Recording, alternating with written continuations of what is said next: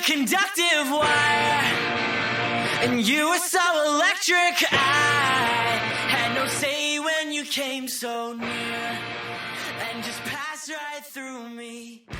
Hey everyone, welcome to Geekdom is back, and I am joined today by a brand new guest, Christie Gee. We are talking all about the 1994 movie, Reality Bites. It is one I had not watched before, so Christie, first, thank you for joining me, and second, thank you for telling me to watch this movie. You're welcome. Thank you for inviting me to talk about this amazing movie. I'm pumped. Yeah, it's one of those things where because I was born in 92, I haven't seen a ton of the 90s sort of like cult classic movies or, you know, I eventually had seen stuff like this, kind of like The Breakfast Club and those sorts of teenage college year movies that are coming of age stories. So I've kind of been working my way through some older movies that I know are huge movies that I've missed. This maybe wasn't necessarily a huge movie, but I've since watched many of the people in this cast in other things. So I was like, oh, this person's in it and this person. So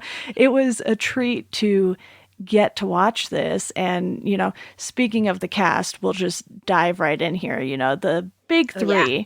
Ben Stiller, Winona Ryder, and Ethan Hawke. Yeah. And you have Janine Garofalo as well. You know, if I pronounce anyone else's name, I'd probably butcher it. So we're going to go with the core four right there, pretty much. And perfect. You also have the character Steve, who I forget who plays him. But you have this great set of characters. And as someone who is still in my 20s and did do the roommate thing briefly in college, I was like, oh, this is kind of relatable to a certain extent. Luckily, when I moved off campus for college, I had a much better roommate situation. We were both only children and we liked our own space and it worked out perfectly. But, you know, you see so many people even today living with larger groups of people, and someone needs to, you know, move and doesn't have a place right away. So then they need to crash on your couch. And it's a very LA thing, definitely. As someone who grew up in Orange County, I was like, I don't want to do that. You know? I was like, yeah, it's like LA seems great and everything, especially for people who are looking to be in the entertainment business, which, you know, you have Lelena, Winona's character, who is trying to be in the entertainment business. So on that level, I was like, oh, this relates so well to pretty much everyone in LA. And obviously you have your normal people in LA who are there to, you know, work at all of the places that you see all these people at, trying to make it in the entertainment industry. Yeah. Yeah. So you have, you know, Vicky, who is just doing her thing at the Gap and she's content with it. She becomes a manager, and for her, that's a pretty big deal, but these characters really just resonate on so many different levels because you have Lelena trying to make it in the film industry. You have Troy, who is definitely the artist of the group and is like, no, I want to do my art thing, and he can't hold down a job. And it's just so funny when you get all of those personalities put together in one group. I love that he gets fired for stealing a Snickers bar. Of all things, yeah. Yeah, I'm like, okay, that makes sense. Totally a starving artist thing to do. And it's like, why don't you just ask him to pay for the Snickers instead of firing him? It's not like it was some computer or something that he stole that was expensive at the time. Exactly. You know what's fun, too, about the cast? I don't know if you caught this, but did you see Renee Zellweger? I saw that she was in it, but I never caught who she was. She didn't have any lines. It was like a scene where Troy was kind of going from girl to girl, and he walks out of his apartment, and you could tell he just like had like a one night stand with her, and it was totally Renee Zellweger. And he gives her a kiss, and he just walks away, and that was it. Okay, I remember that scene, but I didn't realize it was her. I was like, she was in this. I know she was in this. I don't know where she was. And it is fun seeing those kind of cameos. I did catch the David Spade one.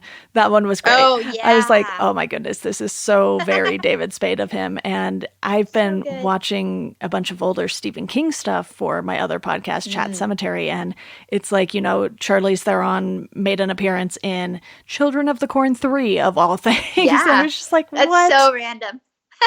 Yeah. That's awesome. I love finding those like little those little moments in like people's acting history where it was probably like their first role, or they were just trying to make it, and they were probably working a normal job like Troy, just trying to do it. And now look at them, it's kind of nuts. Yeah, exactly. And really, the characters just made the movie, because this wasn't something that was a big to do with the cinematography or even the lighting or anything. This was like a very down to earth, they're kind of just filming their everyday lives situation, even though obviously they had some experience acting by this point. Of course, Winona has been in many things that I can't even name aside from Stranger Things. And it's funny, she almost looks exactly the same still. I don't understand Hollywood. I know. She's like what's it called? Like a enigma? I want to say a unicorn. Yeah, an enigma, magical, non-aging person or something. Her and Paul Rudd. Crazy. Oh my God, I know. They should sell whatever the heck they're taking. Yeah. So for you, what was it that drew you to this movie and ultimately made you want to discuss it on the podcast? Well, okay, so I was born in 81. So by the time the movie came out, I was 13, 14. And Lisa Loeb was all over the radio with her hit Stay, that song. And so for my first album I ever bought with my own money was the soundtrack to this movie before I even saw the movie, because I was obsessed with Lisa Loeb. And so I was like, oh my God, I love this song. And so I finally watched the movie. And then, during that time, I was going through my teenage years and I thought Ethan Hawke was like the cutest thing ever. And so that's kind of what started it. But as I got older and I kind of started to understand the movie more, I just started relating so much to it and just trying to figure out your place in the world. And I had a lot of friends who were musicians, and I found myself in a dating the musicians kind of thing for a while. So I kind of got Lelena and Troy's chemistry and I felt like I just related to them.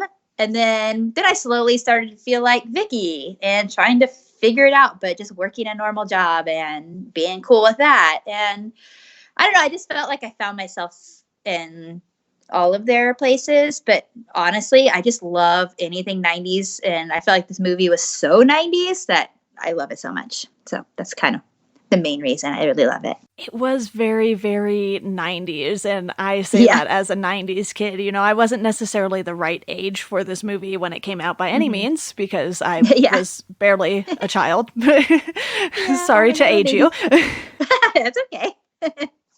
But it was one of those things where watching this, I was like, oh, I see why this is something that would catch people's attention during that time period. And even still today in 2020, some of the things are so relatable. I was just like, oh yeah, they're all having trouble finding a job. I can relate. I'm kind of trying to That's a real struggle. Yeah, I'm trying to make the freelance podcast production and editing thing work right now, and living with my parents. And granted, they did not live with their parents, but you see Lelena go to her parents and be like, can I get a loan? And they're just kind of like, nah, no, bye. And you're just like, what? That is wild. And given her valedictorian speech at the beginning, you kind of understand why her parents are treating her that way. But at the same time, you're like, well, maybe they should be a little sympathetic, because it's a tough time out there. And especially with the HIV and AIDS pandemic that was still very prominent then.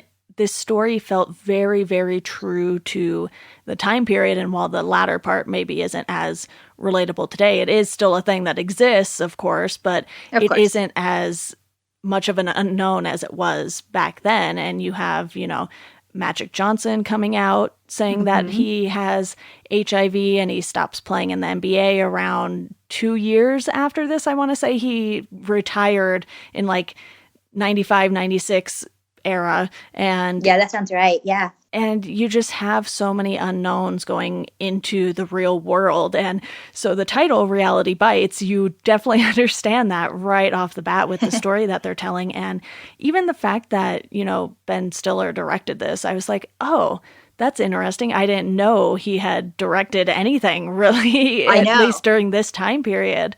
Probably totally one of his first directing gigs, and he looked like such a baby too. They were doing such great things. Like, wow. Did you know that Danny DeVito produced it? which I thought was pretty cool too. That is crazy. Yeah, it's just one of those stories where it feels so DIY, and then you find out who all is involved in it, and you're like, oh, okay, but I like that they kept that realness with the footage because they use a lot of, Leilana's footage that she's recording for, this thing that she's working on, this little side project, and you have just so many things going on that are typical of having to juggle everyday life. It's like, okay, clearly there's something going on between her and Troy, but then Michael comes into the picture and you're like, oh, okay, so. I know, poor Michael. I actually really liked Michael. Yeah, he tried very hard. He didn't do anything wrong. He was just the wrong guy, Like the poor guy. Yeah, and you could tell from the beginning that it was always going to be Leilana and Troy by the end of it. Course. And, with Michael, he respected her in a way that Troy wasn't really willing to open up and show her at first. So that's why he got the girl first. And then they had to go through this whole thing. And then her work had to kind of be taken out of context and ruined. And she got upset with him, even though it still wasn't entirely his fault, after. Of course. Following film and TV news the last few years, like I have been, it's one of those things where you quickly realize that there isn't any one person that has control over the entire creative aspect of making something for the big or small screen. So you have that coming into play, and it's sort of like this big statement on not only Hollywood, but just being in your late teens, early 20s, and trying to figure things out and how it's going to happen for different people at a different pace. Totally. And I'm 38 now, and that really doesn't change. The topics change, but you're kind of always figuring it out, These kids could have benefited from some Gary V insight in the 90s. Yes. And for anyone who doesn't know, I'm referencing Gary Vaynerchuk, who owns VaynerMedia, VaynerX, and he sort of just really pushes people to pursue what they're passionate about, even if it's something like, you want to have your own janitorial company one day. It doesn't have to be like making it big in Hollywood or anything. He's just like, if you're good at something and you like it, go do it. Go make it happen. Yep. And it's one of those things where you didn't really have a ton of people saying that kind of stuff in the 90s. Sure, you have your inspirational speakers and those kind of people, and they still exist today, maybe even on a much bigger scale because of social media now, but of course, it wasn't something that was sort of in your face all the time. It was just like soul crushing in the 90s based on what this movie showed us. Yeah, and especially like in that MTV kind of generation, because you had, like in the 90s, like the pop stars, and it was like, you got to be this pretty, beautiful thing. But then you also had like the grunge side, which is kind of like, nope, screw everybody, do your own thing. So you kind of had an equal balance, but I feel like obviously those pop stars are still going, and the grunge kind of people, they're there, but they're not making the money that these pop stars are making. I feel like the 90s kind of created that, if that makes any sense. Absolutely. I'm glad you brought up MTV because I want to talk about the MTV ripoff in this. Yes, it was so funny. And, as soon as they brought on like their culture segment and they were like, kind of like, oh, we're in South Central LA, I was just like, oh, this is such a cringeworthy moment, but it's totally something they would have done in the 90s. Yep. It's so funny. I miss the 90s MTV, what happened to MTV? I sound like an old person, but it used to be so good. I always said if I had $1 billion, I would buy MTV and I would start it from day one, which is like 1981. And I would just hit play and just let it roll all the way through again. And I think that would be really fun. I always joke too, like I was born the same year as MTV. So I'm like, yeah, I'm the MTV generation. So you certainly I'm are. proud of that. I think we parted ways now. It's not the same. I think a lot of people have, because I don't even know what they air on MTV other than like, I don't know, Teen Mom. Is that an MTV show? Yeah, it's so weird. I'm like, what happened to music? It's so, anyways, get rant about that. But we're just we'll just stick with the reality bites. I just thought it was a very funny little kind of jab at MTV in the movie. And it wasn't even necessarily a jab. It's like, this is how things are. And we're going to go explore these other cultures that might seem dangerous and you don't know anything about them. And you're just like, oh my goodness, this is why there were so many problems in the 90s outside of, you know, Hollywood, especially. You're just kind of like, oh, okay, yeah. You guys really went for it in the 90s, didn't you? But hey, there was some really good fashion in the 90s. I'm secretly really excited that it's coming back. And I catch myself telling like the little 17-year-old girls at work, I wish I still had my clothes. You guys would love it. And I'm like, oh my God. I remember my mom telling me these things. It's such a weird world, but I love it. I love that it's kind of back again, if that makes any sense. It just, yeah. I love it. I love it so much. It's like vinyl making a comeback. It's just like some of these things are coming full circle and they're cool again. And then, you know, in a few years they won't be. But hey, it's cool that it came back and we have it for a few years. I'm still waiting, you know, for someone to make a new MySpace or something. Oh, I know. Yeah, that was a fun era too. Aw, MySpace is the reason I'm in Los Angeles. Nice. So, Troy would have benefited from MySpace probably. I think people would have dug his music. Yes, I totally agree. Or he'd be like not SoundCloud, but where you raise money to like make a record. Kickstarter? Not GoFundMe. Kickstarter. He would be a Kickstarter guy for sure. I could see that happening. And really, it would just be so he could go buy some food.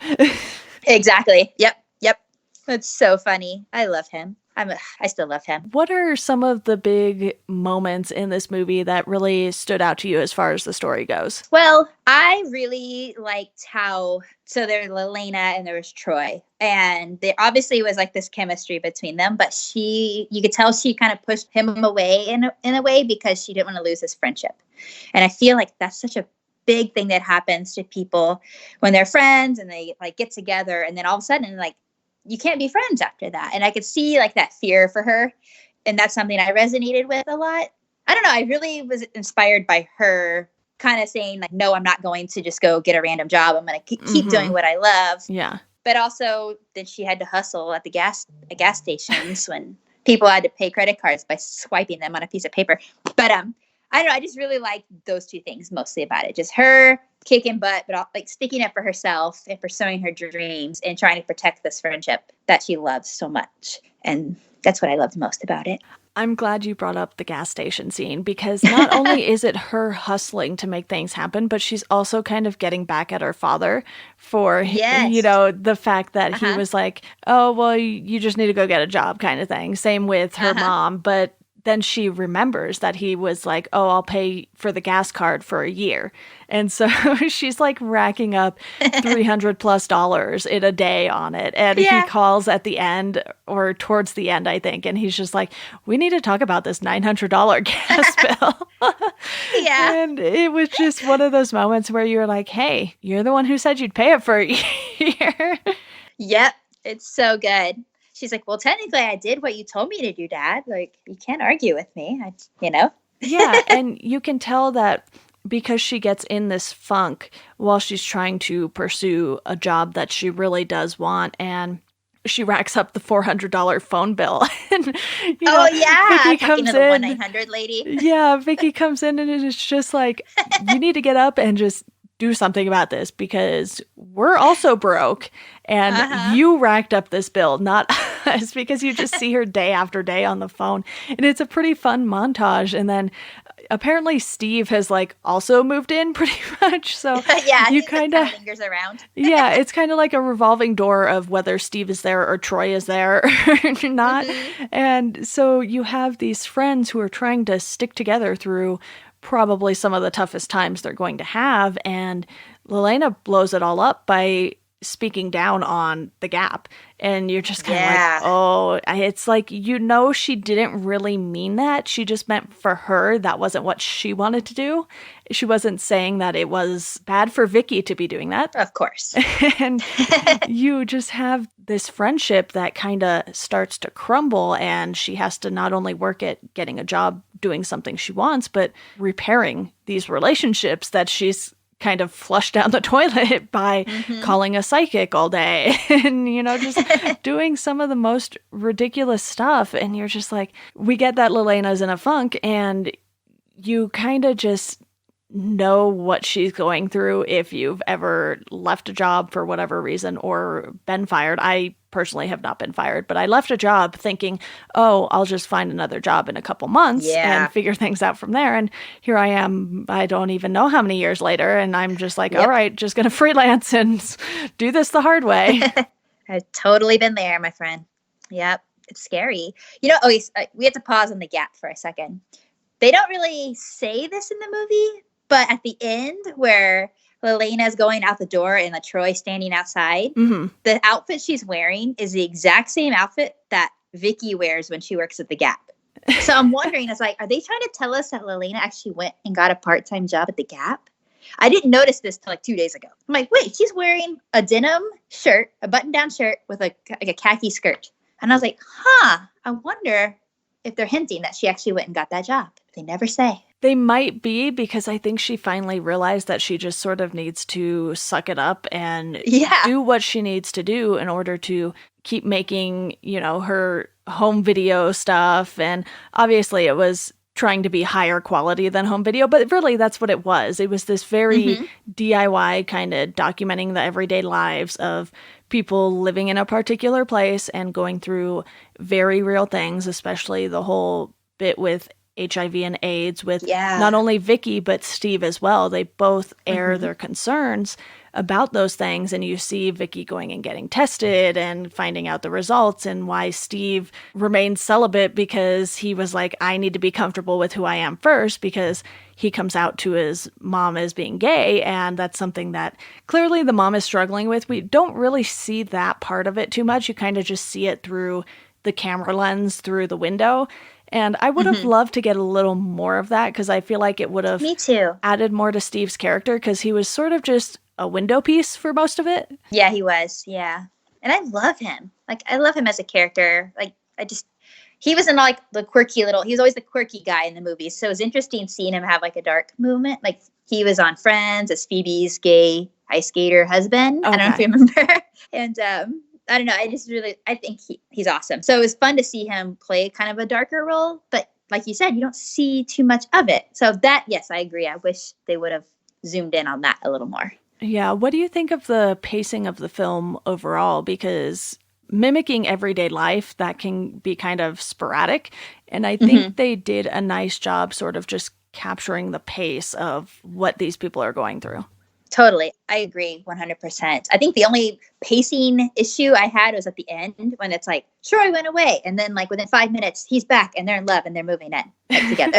I was like, yay, they're happy. But I want to see more of that. But I get it. You know, like a movie can only be so long. But that's the only part, just in a selfish way. Just wanted to see more of them together. Yeah. Like in that way. But other than that, I thought it was great. And this was only about an hour and 40 minutes, I believe. So they could have added like another 10 minutes just to give us a little more time to foster that budding relationship between Lelena and Troy, but it also could have been a budget thing. And they were like, crap, we're running out of money. So how do we wrap this up? That's very true. I never thought about that.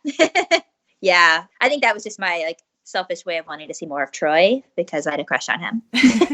That's fair. And, you know, Ethan Hawke, another person who has gone on to do many, many things after this. So really the core three of him, Winona, and Ben Stiller, you see how much they've grown since this movie too, especially watching it now in 2020. And you're kind of like, wow, they have come a very long way, because I wouldn't say all of the acting is necessarily good in this, but it feels real, at least. Like they're just trying to be real people. They're not really trying to act too much. But there are some times where you're like, okay, you're being a little over the top. Can we stop now? Yeah, that's true. I like the part where Vicky and Lelena are in the, like that diner, and she's comparing her funeral to like a scene from Melrose Place. Yeah. I don't know if you remember.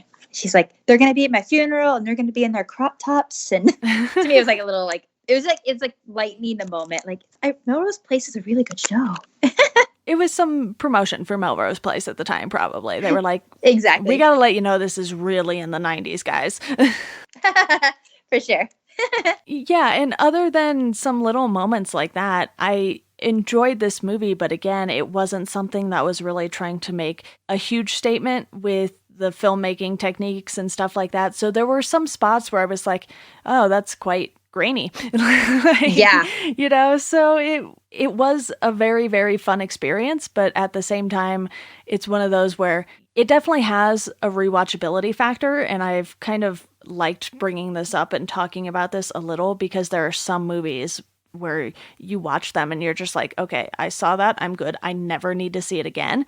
But this is something that's kind of a little lighter, and even though it tackles serious subjects, because it just kind of looks like everyday life, you can probably toss it on in the background and catch some moments and be like, oh yeah, this is great. Totally. And plus the music in it's amazing. Yes, I want to talk about that because there were definitely some needle drops in this, and I was like, this is a jam.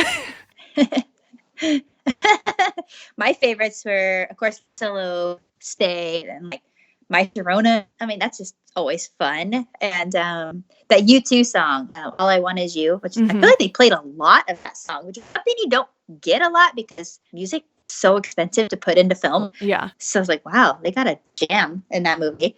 So I really like those a lot. Plus you have the accident scene, which kind of brings you this great musical moment because you have Lelena and Vicky in the one car and you have Michael in the other car, and every time you cut to one car or the other, different songs play, and then you have the accident because Lelena flicks her cigarette and it lands in his car and like starts this little fire on his CD case or whatever it was, and it was just one of those moments where you can relate to the two girls singing in the car and kind of not necessarily paying attention. And then you have Michael on the other spectrum of that, where you kind of get this first impression that he's going to be this hotshot jerk because he has a phone in his car in the 90s.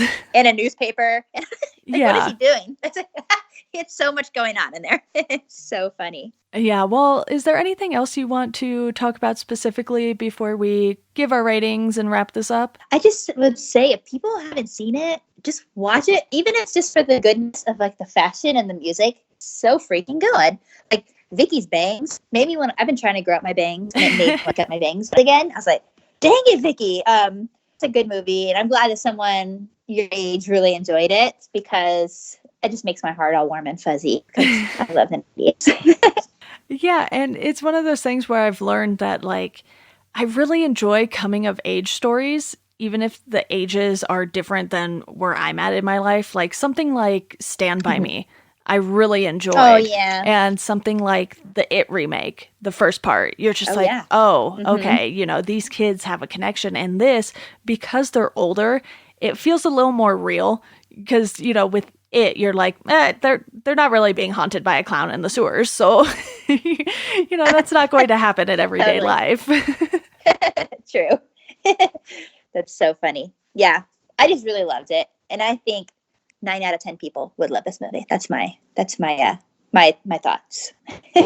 Yeah, I agree, and like I said earlier, it's one I enjoyed, but it's not going to be the best made movie out there. It's not going to look like something like Quentin Tarantino movies of the time anything like that. Course. It's one of those things where it's just like a laid back feel. You can tell that it had a lower budget. It wasn't this big blockbuster movie, but because I enjoyed it, I was like, you know what? This is like a 3.5 for me. And out of 5, that is. And to me, that's good. That means I had fun. Yeah, it is a good fun movie. Yeah, it's definitely not one to be like, oh, I'm going to apply this to my entire life. And it's really good. But I think to me, it was just more fun just because of the 90s. Yeah, it definitely has that 90s vibe. So if you're feeling any 90s nostalgia, go watch this. I know we spoiled most of it, but at the same time, it doesn't really feel like a movie you can spoil because you kind of know how it's going to play out from the start. Yes, that's true. That's true. I agree. Awesome. Well, I know we kept this a little short here, Christy, but before we go, is there anything you would like to plug? Where can people follow you on socials? Yeah, awesome. So I have a podcast, the Christie Gee podcast. So I talk to musicians mostly, but artists and just like fun, awesome people. And you can find all the links to that mostly on my Instagram, which is at Christie Gee, or you can go to christiegee.com and that has all the links as well. Awesome. Well, thank you so much for coming on and for recommending this movie for me. I always love it when a guest especially a new guest, tells me to watch something, and I do, and it's great. Awesome. Thank you. That makes me happy. I love it when I share stuff with people and they like it. I'm like, yay, it's success. Same here. Quickly, before we go, I want to let you all know about our Patreon. You can support this podcast for $1 a month. That'll get you a thank you on the show. For $2 a month, you can pick a topic for me to discuss with anyone who is willing to discuss it with me. And for $5 a month, you can join the Welcome to Geekdom Slack group, where you can talk to myself and some of the guests who have been on the podcast. And as always, you can find us on socials at GeekdomPod on Twitter and Welcome to Geekdom on Instagram and Facebook. Thank you all for listening, and we hope you enjoy the rest of your day.